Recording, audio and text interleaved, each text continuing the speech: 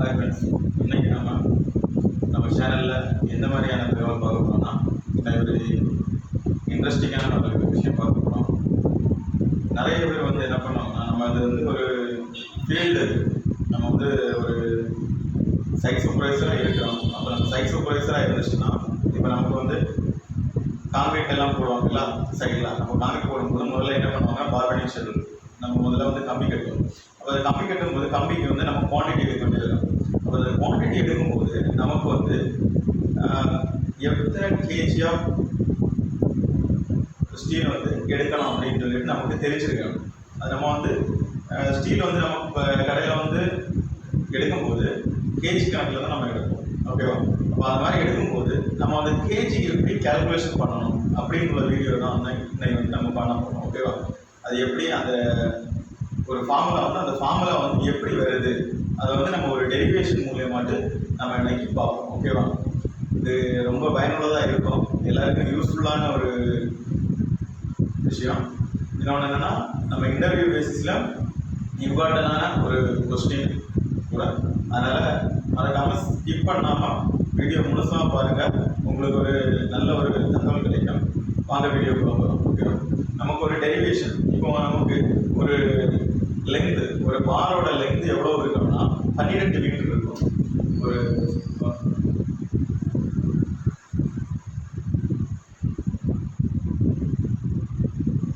பார் length 12 metre லென்த்துக்கு தான் நம்ம வந்து பார் வந்து கிடைக்கும். ஓகேவா? என்னன்னா ரவுண்டில் ட்விஸ்டர் பார்.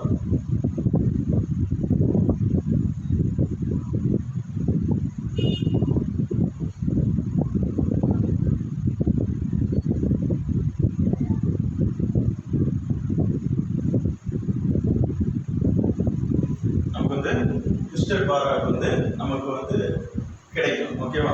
இது வந்து நம்ம இதில் நிறைய கிரேட்ஸ் இருக்கு. ஓகேவா? இதில் வந்து FE 500, 550 இப்படி நிறைய கிரேட்ஸ் ஆஃப் ஸ்டீல் இருக்குது. அதை நம்ம ரெண்டாக பார்த்துக்கலாம். இப்போ வந்து நம்ம என்ன பண்ண போகிறோம்னா, இப்போ ஸ்டீல் வந்து நம்ம குவான்டிட்டி வாங்க போகிறோம். வாங்க போகும்போது இப்போ மீட்டருக்கு எவ்வளோ வெயிட் இருக்கும் அப்படின்னு சொல்லக்கூடியது வந்து நம்ம ஒரு ஃபார்முலா மூலியமாட்டும் வந்து ஈஸியாக சொல்லுவாங்க. அது எப்படின்னா, வெயிட் ஆஃப் பார்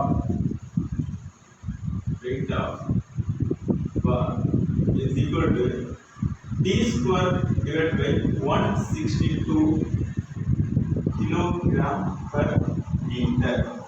இதுதான் வந்து பாரோட கிலோ கண்டுபிடிக்கிறதுக்கான ஃபார்முலா, ஈஸி ஃபார்முலா.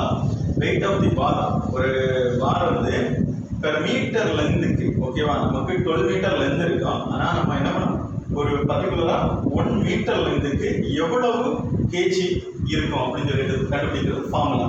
இது என்னன்னா, weight of bar equal d² by 162 kilogram per metre. ஓகேவா? கிலோகிராம் ஒரு மீட்டர். ஓகேவா? இது ஒரு மீட்டர் வச்சுக்கோங்க. ஒரு மீட்டர் லென்த்துக்கு எவ்வளவு கேஜி இருக்கும் அப்படின்னு. ஓகேவா? இதுல வந்து டீனா என்னன்னா டயாமீட்டர் ஆஃப் த பார். டீனா என்னன்னா டயாமீட்டர் ஆஃப் த பார். இப்போ வந்து நமக்கு ஒரு 8 mm பார் அப்படி இருக்குன்னு வச்சுக்கலாம். இப்போ 8 mmனா weight of bar equal to 8² divided by 162 kilogram per metre. இப்போ 8 mm பார் வந்து நமக்கு எவ்வளவு கேஜி, ஒரு மீட்டருக்கு எவ்வளவு கேஜி இருக்குன்னு பார்த்தோம்னா 8² divided by 162 into 162 எவ்வளவு இருக்குன்னா 0.395 கேஜி per மீட்டர் இவ்வளவு இருக்கும். ஓகேவா? ஒரு 8 mm பார் வந்து ஒரு மீட்டர், நம்ம ஒரு 12 மீட்டர் ராடை எடுத்து ஒரு மீட்டர் கட் பண்ணி நம்ம அதை வெயிட் பார்த்தோம்னா அதோட வெயிட் எவ்வளவு இருக்குன்னா 0.395 கிலோகிராம் இருக்கும். ஓகேவா? இதுதான் வந்து ஃபார்முலா. இது வந்து ஈஸியஸ்ட் ஃபார்முலா. இது வந்து நமக்கு இம்பார்ட்டண்டாக தேவைப்படுது. நம்ம இப்போ பார்க்க போகிறது என்னன்னா, இந்த ஃபார்முலா இந்த ஃபார்முலா எப்படி வந்தது அப்படின்னு சொல்லிட்டு தான் இந்த வீடியோவில் நம்ம இந்த பதிவில் வந்து பார்க்க போகிறோம். ஓகேவா? இந்த ஃபார்முலா எப்படி வருது d²/162 அப்படிங்கிற ஃபார்முலா வந்து எதுலேருந்து வருது அப்படிங்கிற ஒரு டெரிவேஷன் தான் நம்ம வந்து இந்த வீடியோவில் வந்து பார்க்கணும். ஓகேவா? d இதான் வந்து ஓகேவா? இந்த ஃபார்முலா வந்து எப்படி வருதுன்னு பார்ப்போம். சரியா? டெரிவேஷனுக்கு நம்ம போவோம். ஓகேவா? நம்ம இப்போ வந்து டெரிவேஷனுக்குள்ளாடி போவோம். ஓகேவா? டெரிவேஷன் எப்படின்னா இப்போ வெயிட் ஆஃப் த பார் கண்டுபிடிக்கணும். ஓகேவா? வெயிட் ஆஃப் த பார் கண்டுபிடிக்கணும்னா என்ன பண்ணணும்னா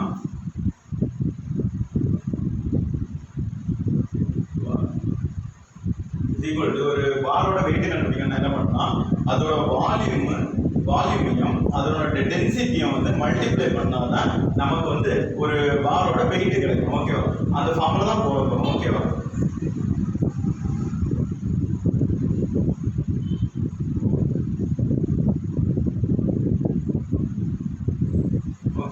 வால்யூம் இன்டு டென்சிட்டி. ஓகேவா?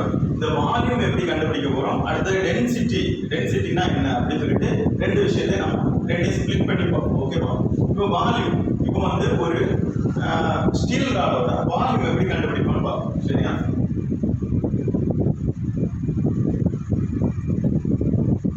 வால்யூம் எப்படி கண்டுபிடிக்கணும், ஏரியா இன்டு லென்த், ஏரியாவையும் லென்த்தையும் மல்டிப்ளை பண்ணா நமக்கு வந்து என்ன கிடைக்கும், வால்யூம் கிடைக்கும். அவ்வளோ.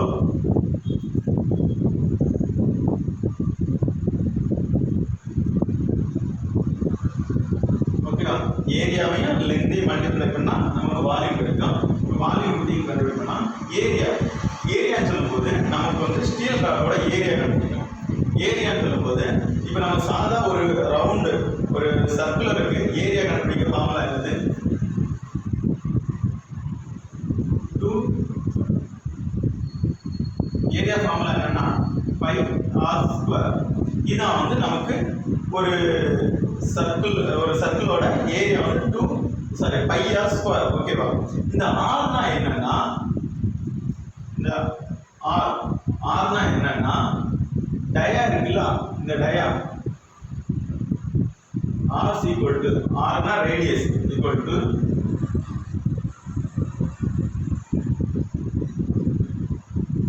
D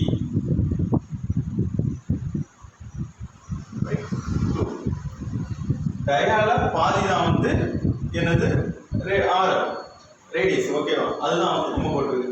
ஆர்னா d/2. ஓகேவா? அப்போ பை ஆருக்கு பதில் என்ன போட்டுருக்கோம்னா d/2 the whole square. ஓகேவா? ரேடியஸ்னா என்னன்னா டயால பகுதி தான் வந்து ரேடியஸ். ஓகேவா? இப்போ ஒரு சர்க்குலர் இருக்குது, இந்த சர்க்கிளோட இதுதான் வந்து ஆரம் ரேடியஸ். சரியா? டயான்னு சொல்லும்போது இதுல இருந்து இது வரைக்கும் என்னன்னா டயா. சரியா? டயான்னு சொல்லும்போது இந்த ஃபுல் லென்த் தான் வந்து டயாமீட்டர்.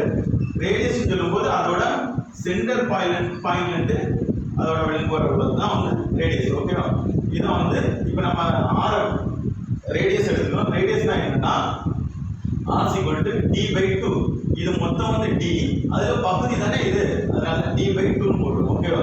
ஃபார்முலா என்னன்னா பை d²/4. இதுதான் வந்து ஏரியா. சரியா? இப்போ இந்த ராடோட ஏரியா வந்து நம்ம கண்டுபிடிச்சிட்டோம். ஓகேவா? ஏரியா. அதுக்கப்புறம் வந்து லென்த் வந்து மல்டிப்ளை பண்ணிட்டோம். லென்த் நமக்கு என்ன பண்ணிருக்கோம், 1 மீட்டர் லென்த் தான். ஓகேவா? 1 மீட்டர் லென்த்துக்கு என்ன பண்ணிருக்கேன்னா நான் எல்லாமே இப்போ எம்எம்ல போடுறேன், அதனால எம்எம்ல பார்த்துக்கணும். ஓகேவா? 1 மீட்டர் லென்த், 1 மீட்டர்னா 1000 mm. ஓகேவா? இதுதான் வந்து ஏரியா. சரியா? ஏரியால இது வந்து வால்யூம்.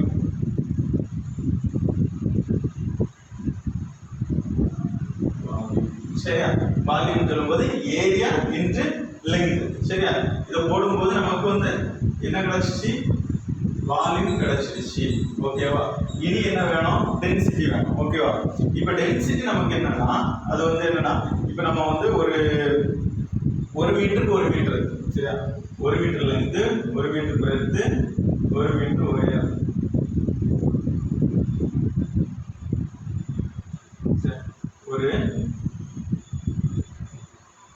ஒரு கியூப் எடுத்துக்கிறோம்னு வச்சுக்கலாம். 1 மீட்டர்லேருந்து 1 மீட்டர் பெருத்து 1 மீட்டர் ஹைட்டுக்கு நம்ம வந்து ஒரு கியூப் எடுத்து அந்த கியூப் ஃபுல்லாக வந்து நம்ம இந்த ஸ்டீலை வந்து ஃபில் பண்ணி வச்சோம்னு இருக்கலாம்.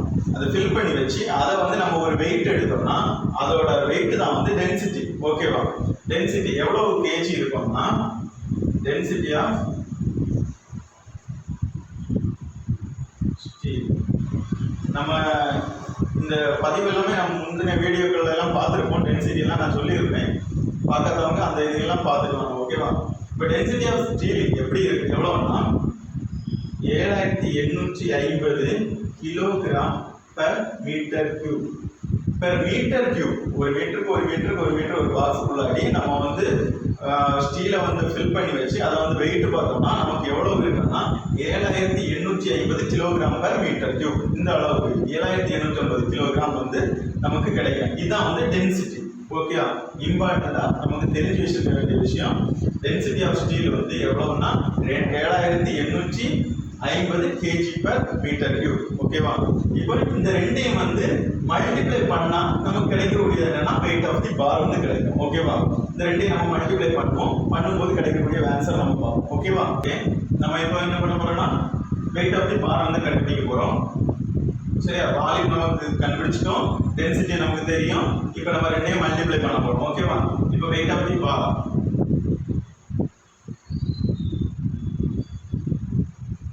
equal to volume என்ன பண்ணிருந்தோம் 5 d square divided by 4 into 1000 into density எவ்வளவு 7850 என்னது கிலோகிராம் per meter cube இருக்குல்ல, மீட்டர் கியூப். ஓகேவா? இந்த மீட்டர் கியூப் நான் என்ன பண்றேன்னா மொத்தமாட்டு ஸ்ப்ளிட் பண்ணி போட்டுக்கிறேன். ஓகேவா? 1000 எல்லாமே எம்எம்ல நான் கொண்டு வரனால எல்லாமே எம்எம்ல போட்டுக்கிறேன். 1000 into 1000. ஓகேவா? நான் இந்த மீட்டர் கியூப்பை எந்த மாதிரி கொண்டு வந்துட்டேன்னா 3 மீட்டர், இந்த மீட்டர் இந்த 3 மீட்டரையும் பெருக்கினா மீட்டர் கியூப். ஓகேவா? அதான் நான் வந்து ஸ்ப்ளிட் பண்ணி போட்டுருக்கேன். ஓகேவா? அதையும் நான் வந்து எம்எம்ல போட்டுருக்கேன். அவ்வளோதான் விஷயம். சரியா? வேற எதுவும் கிடையாது, வேற எந்த மாற்றமும் பண்ணல. ஓகேவா? இப்போ நம்ம இந்த 1000 வந்து கேன்சல் பண்ணுவோம். ஓகேவா? இப்போ நமக்கு கிடைக்கக்கூடிய ஆன்சர் பார்ப்போம். பையோட வேல்யூ எல்லாருக்கும் தெரிஞ்சது. சரியா? பையோட வேல்யூ என்னன்னா 3.14. சரியா? 3.14 d square divided by 4 into 7850 divided by 1000 into 1000. ஓகேவா? இப்போ இந்த மாதிரி இருக்கு. இப்போ நம்ம இதை வந்து டிவைட் பண்ணி பார்ப்போம். ஓகேவா? இப்போ 3.14 divided by 4. ஓகேவா? என்ன ஆன்சர் வந்துச்சுன்னா 0.785 d square into 7850 divided by 1000 into 1000.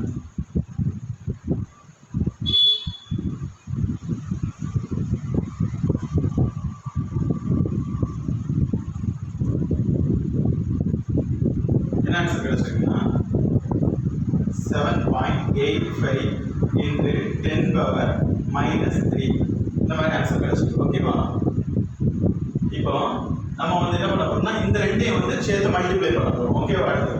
அடுத்த ஸ்டெப் என்னன்னா இது 0.785 மல்டிப்ளை பண்ணோம்னா நமக்கு கிடைக்கக்கூடிய ஆன்சர் என்னன்னா 0.0061625 இந்த ஆன்சர் கிடைக்கும். ஓகேவா? Into d square.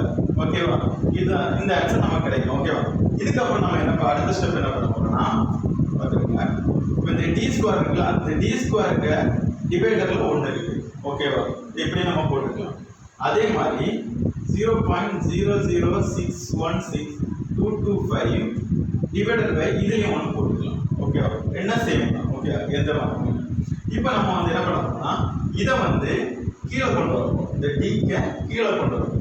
அப்படி கொண்டு வரும்போது என்னன்னா d square divided by 1 divided by 1 divided by 0.0061625 இந்த மாதிரி கொண்டு வரும். ஓகேவா?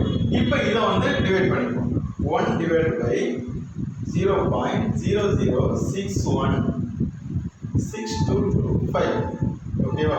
இப்போ போட்டோம்னா நமக்கு என்ன ஆன்சர் கிடைக்குன்னா d ஸ்கொயர் பை 2 என்னது d ஸ்கொயர் ஓகேவா டிவைடட் பை இதை 1 ஆல டிவைட் பண்ணா நமக்கு என்ன கிடைக்குன்னா 162.28 இதான் வந்து கிலோகிராம் per மீட்டர் ஓகேவா? நமக்கு இந்த ஆன்சர் கிடைச்சிட்டா பாருங்க.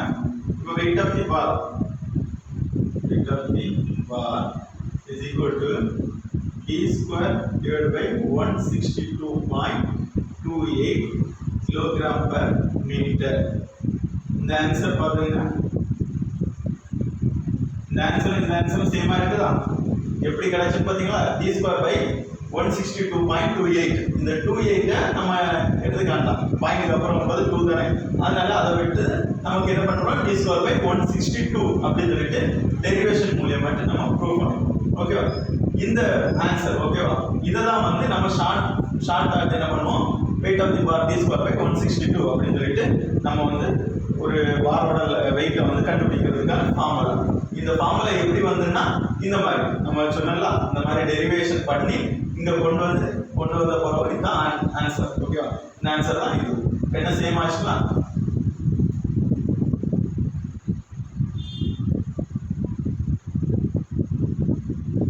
ஓகே ப்ரூவ் ஆயிடுச்சுல, இதுவும் அதுவும் சேம். இதே மாதிரி டெரிவேஷன் மூலியமா தான் இந்த மாதிரி நமக்கு ஆன்சர் கிடைச்சி. ஓகேவா? உங்களுக்கு இந்த தகவல் வந்து ரொம்ப பயனுள்ளதாக இருக்கும் நான் நம்புறேன். உங்களுக்கு இது பிடிச்சிருந்தா லைக் பண்ணுங்க, ஷேர் பண்ணுங்க, கமெண்ட் பண்ணுங்க அண்ட் சப்ஸ்கிரைப் பண்ணிடுங்க. உங்களோட ஃப்ரெண்ட்ஸுக்கு எல்லாருக்குமே வந்து இது ரொம்ப யூஸ்ஃபுல்லான வீடியோவாக இருக்கும். அவங்களுக்கு ஷேர் பண்ணுங்க. ஸ்டூடெண்டாக இருந்தாலும் சரி, அவங்களுக்கு படிச்சுட்டு இருக்கிறவங்களாக இருந்தாலும் சரி, சைட்டில் வேலை பார்க்குறவங்களா இருந்தாலும் சரி, ரொம்ப யூஸ்ஃபுல்லான வீடியோ. இதை வந்து ஸ்கிப் பண்ணாமல் முழுமையாக பார்த்து கண்டிப்பாக எல்லாருக்கும் பயனுள்ளதாக இருக்கும். இன்டர்வியூ கொஸ்டின்ஸையும் வந்து மோஸ்ட்லி இந்த கொஸ்டின் இருக்கும் கண்டிப்பாக. அதனால மறக்காமல் இதை வந்து ஃபுல்லாக பார்த்துக்கணும். ஓகேவா? Thank you friends.